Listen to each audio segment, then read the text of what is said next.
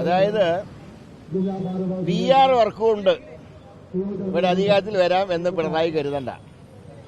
ഇപ്പോൾ തന്നെ ഈ സെക്രട്ടേറിയറ്റിന്റെ മുമ്പിൽ നടക്കുന്ന സമരങ്ങൾ തന്നെ മതി ഈ സർക്കാരിനെതിരായിട്ടുള്ള ജനവികാരം.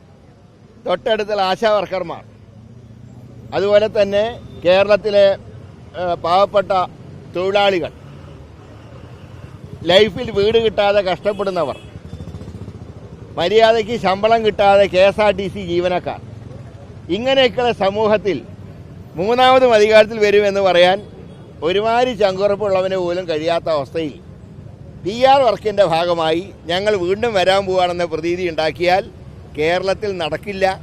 2001 ഇലക്ഷൻ റിസൾട്ടായിരിക്കും 2026 കേരളത്തിലുണ്ടാവും. അക്കാര്യത്തിൽ യാതൊരു സംശയവുമില്ല. ഞങ്ങൾ വളരെ ശക്തമായി മുന്നോട്ട് പോവുകയാണ്. മാത്രമല്ല, ഡ്രഗ് മാഫിയയെ പോലും നിയന്ത്രിക്കാൻ കഴിയാത്ത സർക്കാർ, ഈ കേരളത്തിലെ ചെറുപ്പക്കാരെ മുഴുവൻ മദ്യത്തിനും മയക്കുമരുന്നിനും കഞ്ചാവിനും വിട്ടുകൊടുക്കുന്ന ഒരു സർക്കാരിനെ ഇനി അധികാരത്തിൽ തിരിച്ചു കൊണ്ടുവരാൻ കേരളത്തിലെ ജനങ്ങൾ സമ്മതിക്കില്ല.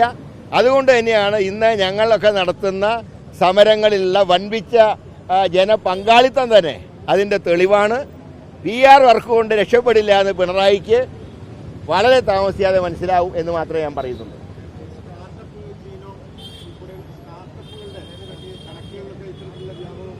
എല്ലാം PR വർക്കാണ്. കാശ് കൊടുത്ത് ഏർപ്പാട് ചെയ്യുന്ന PR വർക്കിൻ്റെ റിസൾട്ടാണ് ഇവരിങ്ങനെ പറഞ്ഞുകൊണ്ടിരിക്കുന്നത്. ഇത് സത്യമായിട്ട് യാതൊരു ബന്ധവുമില്ല.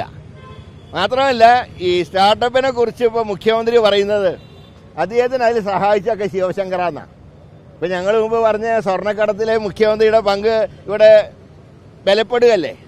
കാരണം കോടതിയുടെ മുമ്പിൽ കുറ്റക്കാരനായി നിൽക്കുന്ന, ആരോഗ്യത്തിൻ്റെ പേരിൽ ആരോഗ്യ പ്രശ്നങ്ങൾ ഉള്ളത് കൊണ്ട് മാത്രം ജാമ്യത്തിൽ കഴിയുന്ന ഒരു വ്യക്തിയെ പരസ്യമായി ന്യായീകരിക്കുന്ന സമീപനം മുഖ്യമന്ത്രി സ്വീകരിച്ചുവെങ്കിൽ ആ ശിവശങ്കർ ഉൾപ്പെട്ട സ്വർണ്ണക്കടത്ത് കേസിലും മുഖ്യമന്ത്രിക്ക് കൈയുണ്ട് എന്ന് ഞങ്ങൾ പറഞ്ഞത് ഇന്ന് അക്ഷരാർത്ഥത്തിൽ ശരിയായിട്ട് വന്നിരിക്കുക. അതുകൊണ്ട് എന്തെല്ലാം മാമാങ്കം കളിച്ചാലും ശരി, ഇപ്പോൾ വിജയരാഘവൻ പറഞ്ഞു ഞങ്ങൾ പാവപ്പെട്ട ഞങ്ങളുടെ തൊഴിലാളികൾ വിരിച്ചുകൊണ്ടിരുന്ന 4 കോടി രൂപയ്ക്കാണ് സമ്മേളനം നടത്തുന്നത്. ഞങ്ങളാരും കണക്കൊന്നും ചോദിച്ചിട്ടില്ല. നിങ്ങൾ എത്ര കോടിക്ക് വേണമെങ്കിലും നടത്തിക്കോ. പക്ഷേ അധ്വാനിക്കുന്ന തൊഴിലാളി വർഗത്തിന് പകരം മുതലാളിത്തത്തിന് പുൽകുന്നൊരു സർക്കാരായി പിണറായി സർക്കാർ മാറി. പിന്നെ അധികം കോൺഗ്രസിനെ മതേതരത്വവും ജനാധിപത്യവും പഠിപ്പിക്കാൻ വരണ്ട.